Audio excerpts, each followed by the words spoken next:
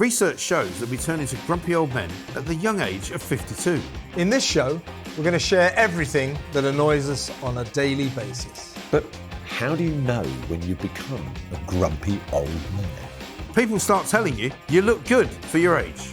Your idea of weightlifting is standing up. Welcome to Grumpy Old Men.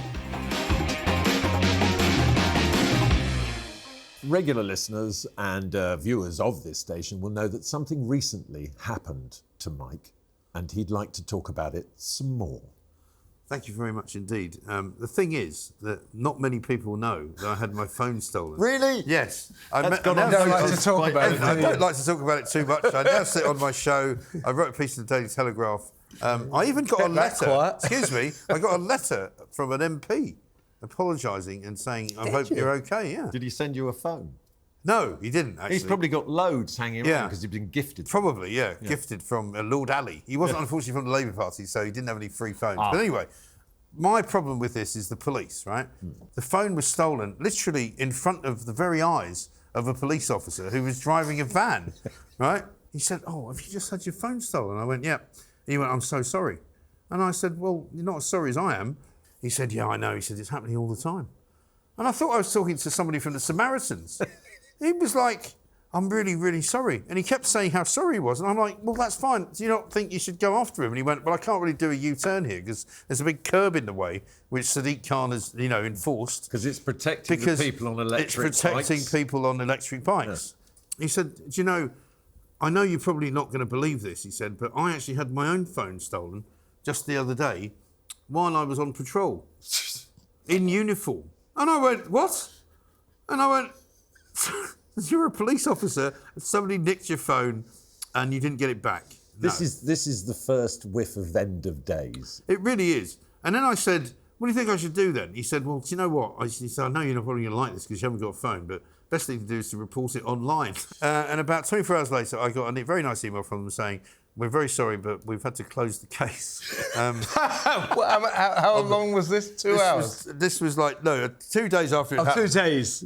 They said, we don't think there's much likelihood of catching the assailant. No, there isn't. And I went, really? No shit, Sherlock. Yeah. Good operation. Isn't it something like there's 1,000 a week? 1,000 a week last year. This year, probably we think it'll be double. 1,000. What don't they? And everybody I know either knows someone who has had their own phone stolen. It's ridiculous. But the police could declare war on this and do something about it. Yeah. Remember a few years back, the big problem was these moped steaming gangs. Yeah. Loads of kids on mopeds and taking steaming shops and steaming women and taking.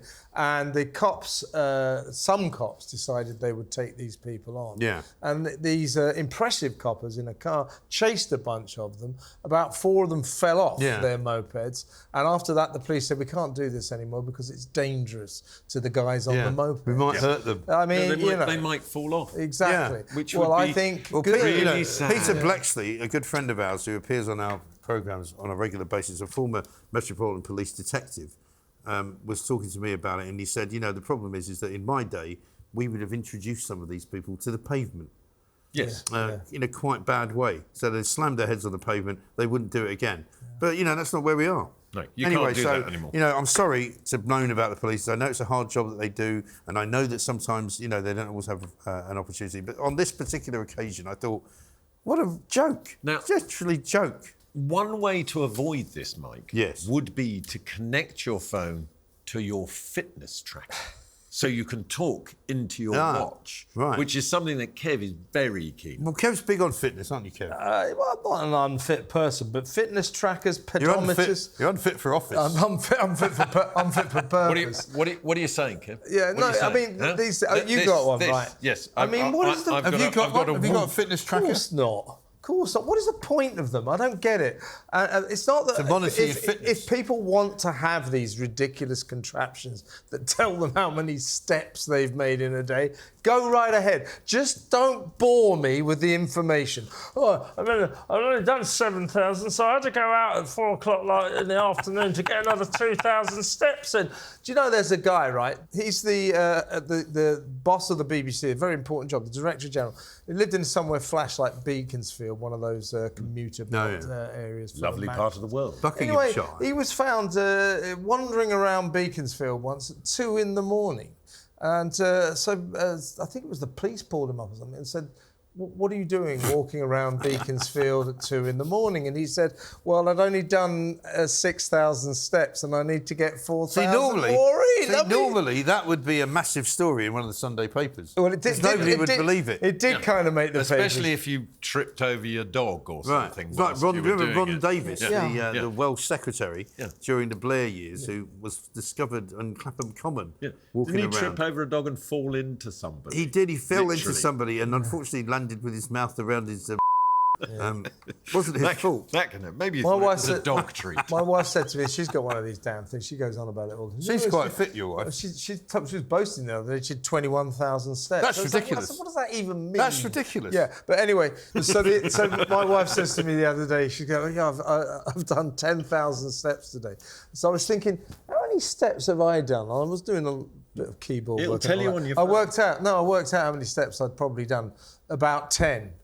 No more than that. It's all done upstairs, gone for a piss, gone back down. I like the days where I'm sub like 500. One of the things that was a nightmare for me, because I've been counting my steps actually recently, just because I've been asked to try and be a bit fitter, and the bloody phone, when I got the new phone, had completely wiped everything for the last year. So I've got nothing. Never walked a step so in your life. So I've got nothing. I've got to start from scratch all over again. Well, if you don't fancy walking, what you can do is watch reality TV, which I choose not to. I don't like it. No, I don't like it. I'm not a fan. And ever since its sort of inception around the time of Big Brother. Yes. 2000. Well, whenever that was, it was a turning point in entertainment that was of a downward trajectory. It was. I wouldn't choose, like the Osbournes or the Kardashians, to have my daily life filmed. No. So that people could think how odd it was. Right? Depends what the money was. Well, yeah. No, it doesn't. I would not. If you'd have said to me, would you take a shot on, Who Wants to Be a Millionaire, or, go into the jungle for £1 million? No, I wouldn't do it. Why Would you for £1 million? I wouldn't do it. Why well, not? strangely, I just wouldn't. What about 10 million? Used to. No. 20 million? No, it's not about the money. Million. No, 100 million. You wouldn't do it? No. Well, I mean... That's not logical. So my father used to get rung up every year by I'm a Celebrity. Yeah. And it would be, we would like to offer you a significant... I bet they would as well, yeah. 6-figure sum. To which his reply was, it could be a significant 10-figure sum. Yeah. The answer is no. So he and I share that. Yeah. I'm not interested. Don't want to do it. He also wrote in similar... he used to write for the Telegraph as well. And he wrote a whole article about, reality TV. Did he ever write about his phone getting stolen? No, because I don't think he ever had one. But that whole thing where fame used to be an occasional byproduct of talent. Right. Now talent is an occasional byproduct of fame. Exactly right. And now we've come full circle to a man whose fame was ripped away from him. And he's now on a reality show, sitting there, telling us all his side but of now the he's just story. a nobody. And it's like, who is advising him? Right. No one, that's the point. We're talking about Philip Schofield. We're talking about Philip Schofield. But let's not forget that he was actually always a nobody. The fact that he was on This Morning... No, he was. He was always a nobody. Because I asked the question, what are you good at? What He's are you famous ITV's for? biggest star, Mark. Nobody. Yeah. Yeah, but what does he do? 5 million a year, nobody. But he's a nobody. Yeah, but he's never been anybody. Got about 5 million quid a year. I don't care. It doesn't make you amazing person. For me, it's all about the money. No, I know. I can see that. I can tell that you would go to... I'd be a nobody for 5 million a year. You would like to go on Celebrity Get Me Out of Here for about 50 grand, by the sounds of you. I would do it for 50 grand, You would. See? What, you do I'm a Celebrity for 50 grand? Maybe make it 100. I'll do it for 100. Would you join Philip Schofield on his Castaway Island for 10? Only if he had a chastity belt. £10 million, I might think about it. Do you know what's interesting about it? So this is called Castaway. Somebody has advised the quite obviously broken Philip Schofield to go, why don't, you've had a terrible time, go on an island on your own with a camera and tell us how awful it's been endlessly. I mean, without wishing to be in any way disparaging of Channel 5, that is their MO, isn't it? Oh, right. Find some kind of... I don't often watch. By the way, I don't. I haven't watched it, by the way. I'm not interested. and I will not watch it. I know how much he got for it, and not very much. I'm not going to say what it is. Not very much. It is a very, very small amount of money. Put it this way, he used to earn more per episode for This Morning than he got for 10 days on that Mauritian island. But is that, is that the point of it? Is it about... My confusion on it is this a sort of investigation into the mind of Philip Schofield while he sits on a desert island? Or is it... This is a guy who says, I'm done with it. I don't want to be on television anymore. And I'm going on to television to say that. Yes. The guy cannot exist without a camera. But this is the point. Now, what's gone wrong, though? What's gone bad? You say who's advising? Nobody. Nobody would touch him with a barge pole. He has no team anymore. In fact, he's hired his 30-year-old daughter. Well, his daughter's his PR, isn't she? Big deal. Yeah, that's going to help, isn't it? That's a real objective eye. Anyway, he's got no one advising him. He's gone on, and what's happened is it's revealed his personality. He said, I'm not going to complain. I'm not going to say, pity me, poor me. And he's gone on, and he's gone, pity me, poor me. None of it's my fault. Everybody else is horrible. But I do so think his personality has come the through. main truck I have with it is that, like all reality TV, it's a form of abuse, and they've taken this broken man and stuck him on an island, and they're abusing him. It's also a form of voyeurism, though, isn't it? Yes, absolutely. Well, I don't really care if Philip Schofield's been abused, honestly. It doesn't matter to me. But I'm not interested in him with his trotting out his kind of mea culpa. It wasn't anything to do with me. The reason I was, castigated out of the world of television was because my brother's a paedophile. Well, actually, that's quite a big story. Yeah. The fact that your brother's a paedophile is pretty disgusting. Yeah, but that's not why he lost his job. Well, he says it is. Well, he's lying. No. But the point is, when he says, I got sacked because my brother's a paedophile, it's literally not true. No. It is not true. Well, nothing he says is true. But you cannot sack people for something their brother did. So he's absolutely lying. But he's also making out that if he did what he did with a woman or a girl, somehow that would be treated differently. Unbelievably wrong. No. If he went after a 15-year-old girl, that would be illegal as well. And he should also be fired. Yeah. Sorry. He basically, without the paedophile element, he did a Hugh Edwards. He groomed younger members of staff using his status and his stardom and bedazzled them by taking them to flash restaurants and hotels. Well, the lovely thing is we're getting to hear about his side of it while he sits on a desert island, and then which I don't understand. Yeah.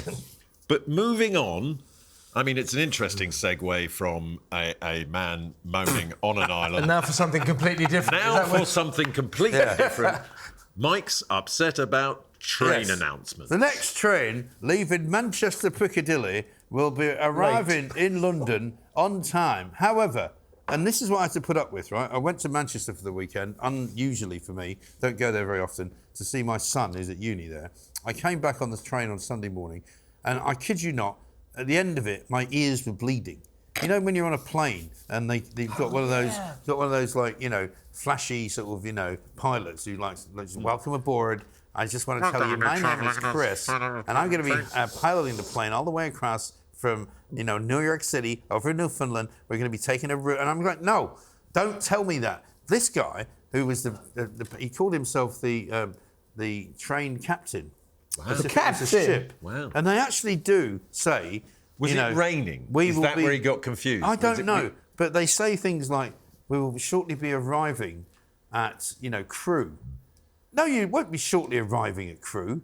That sounds like you're flying there. You're on a train. Yeah. You won't be shortly arriving. This guy, right, we're going to pull to a juddering halt from the beginning. Crewe. From the beginning of the trip, as we pulled out of Manchester. You don't like the word arriving? I don't like that, no.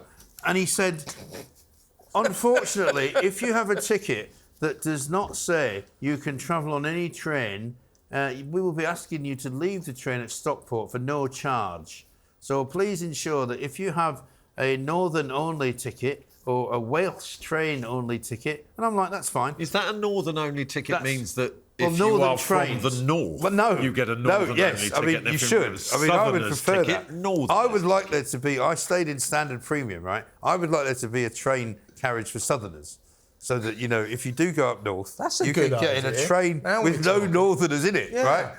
Because otherwise you hear all this funny talk and they start going, bloody hell, we're going to London. It's that expensive down there. And then we got past Stockport and he went, I must remind you that if you are travelling with a ticket which is not a valid ticket. We will have to charge you the full fare. I'm very sorry to tell you this. And I'm like, shut up. Stop talking. And he talked all the way down to say, now you can get off at Crewe if you need to, if you don't want to be charged extra money.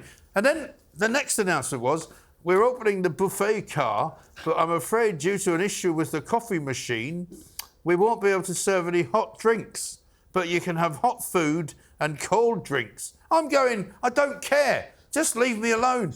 Stop talking to me. You know, I'm on a train for 2 hours. I'm coming back to London. I just don't want to know. Leave me alone.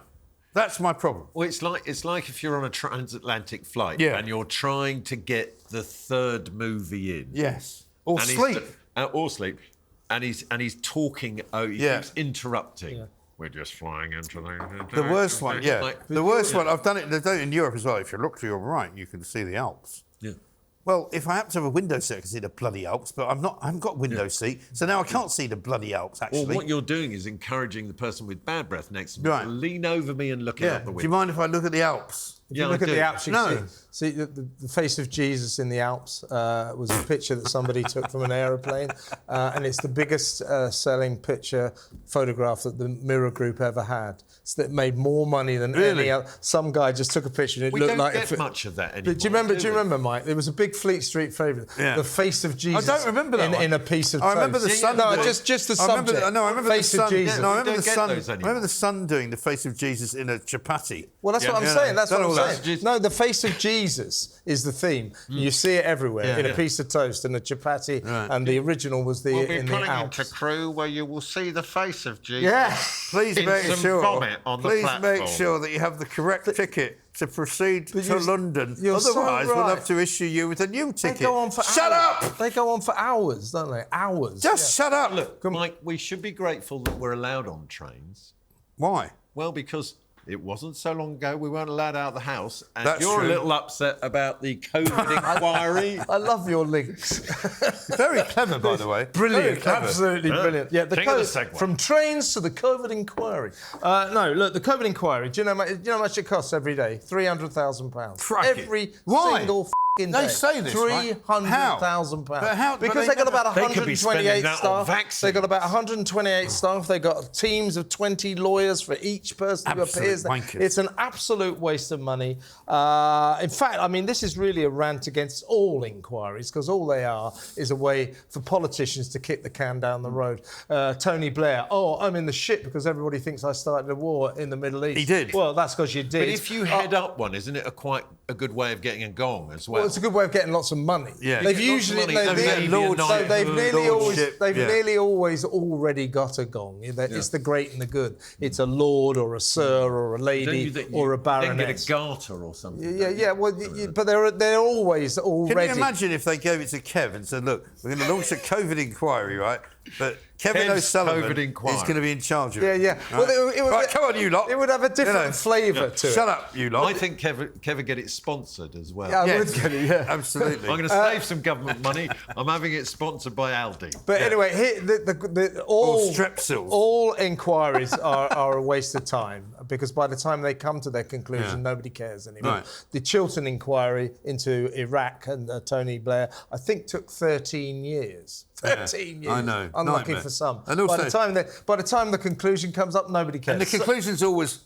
Yeah, nobody gives it. Nobody gives it. Not sure. But by then, 10 years later, nobody gives a shit. That's the whole point of them. Anyway, the really annoying thing about the COVID inquiry is that it refuses to answer the only question that it should answer. That is, were the lockdowns necessary? Did the lockdowns work? It will not ask that. The only ponderable it will consider is this: did we lock down early enough? And did we lock down hard enough? Well, Sweden, Florida, all these places didn't lock down and ended up with a better death rate than us. It's the only question worth asking. So therefore, 300 grand a day for a complete waste of time. Well, hang on, but Chris Whitty came out this week, or last week, did he not? He's come out? He came out, yeah. Well, finally. He's like, as a Friday. This is why I wear these shirts, which don't fit me. I can give you an exclusive. To get the witty look. Yeah. And he went, actually, we might have overdone it a bit. And you go, sorry, what? Next slide, please. We might have overdone it a bit. Talk about the understatement of the year. they clearly underestimated what it was they were doing. They wrecked the economy. They ruined everybody's lives. But they're not. And he even said, he says, I'm not even sure masks were a good idea. Well, and you go, what? What? Well, that's because they weren't. No, I know, but Chris Whitty's now saying it to the COVID I know, inquiry. but they're still not asking whether or not we should have locked down. Well, That's the only. No, he hasn't. He hasn't. It is not within the framework. They are never going to consider that. Do you think it's because the answer is yes, we shouldn't have? Yes, exactly. That's exactly it, Mark. That's exactly what it is. Let's because have a look. We've just had our own. The authorities are terrified to confront. And it's only taken us like 2 minutes. Yeah, it's only but 2 minutes. The authorities are terrified. The government. Should we not make this? Should be the way we do it. Can I just talk? No, you've just talked for 10 minutes. No, Shut the f*** up, right? Tell us another story about your train journey. No, because the point about the COVID inquiry. The point about the COVID inquiry is if you have a COVID inquiry, the question is, did we overdo it and was it unnecessary? Yes, is the answer. Close the inquiry. That's the end. Yeah, but they don't ask that question. All right, calm down. They banned themselves. What's wrong with him? That's my point. That's why I don't like the COVID inquiry because it won't ask the main question. For f***'s sake! Listen, now that COVID is no longer an issue, I think you need a holiday. You two can cuddle and make up while I get on with my one. Yeah, can you get on with yours? Because Yes. I'm sick of listening to him. Well, listen. Yeah. This one is a tribute to my recently departed mother. Yes. Which is she hated whistling. Her viewpoint was that the only person who enjoys whistling is the whistlee. Yes. Or the whistler. The whistler. Whistler. So the only person who enjoyed whistling was the whistler. Who whistles? Well, if she ever had anyone in the house doing work, They whistle. Not my mother's house. No. They'd be asked to be quiet. Would she tell them not to? Yeah. That's brilliant. Please don't Whistling whistle. Jack Smith whistled. He got to #1 with I Was Kaiser Bill's Backman. Where do you stand on whistling, Kev? Do you enjoy listening to someone You can't whistle? hear it because he's like a dog. He doesn't hear the high frequencies of the whistling. You're right. I'm fine. He doesn't hear it. No, but I do actually hear whistling. Do you? But, sorry to get in the way of that rather bizarre story. When was the last time you heard of somebody whistling? Well, I don't know. Yesterday. Yesterday, okay. Our postman whistles. Your postman. But you hold have on a second. postman? But Yes, we have a postman. Get He into delivers our letters. You two, shut up How for many a second. letters do you get? Mike, What are you talking about? Listen. Don't you have a postman? No. You don't have a postman? I've literally had no post for about 3 years. Well, that's because you're a very unpopular person. No, I get a people lot don't of say mail. no. I get a Nobody lot of sends mail. me posts because nobody So you sends haven't got a letters. postman? No. There isn't a postman apportioned to your home? No. Well, you should complain because that's against the law. Why? listen. You should have a postman. Boys. It's grumpy old men, not mental old this programme. Listen, no, it is that, actually. it's It's mental becoming old that. Yeah. Right.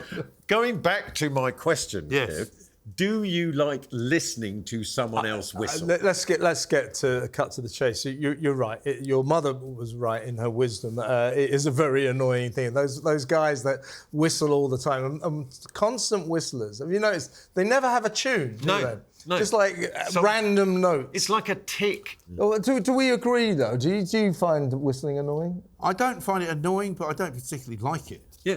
I don't, but because I haven't got a postman, I don't hear it very often. Hardly anybody whistles. I mean, how often, when I get on the tube, I don't go, would you stop whistling? I don't find anybody whistling. That will please my mother no end. And Bless she's her. right. The only person who Bless enjoys her. whistling is the person who's doing it. That is all for this week on Grumpy Old Men. I'm going to make these two sit in the room together and cuddle and get over what down here today. Yeah, it doesn't need to happen. And until next week, stay lovely or grumpy.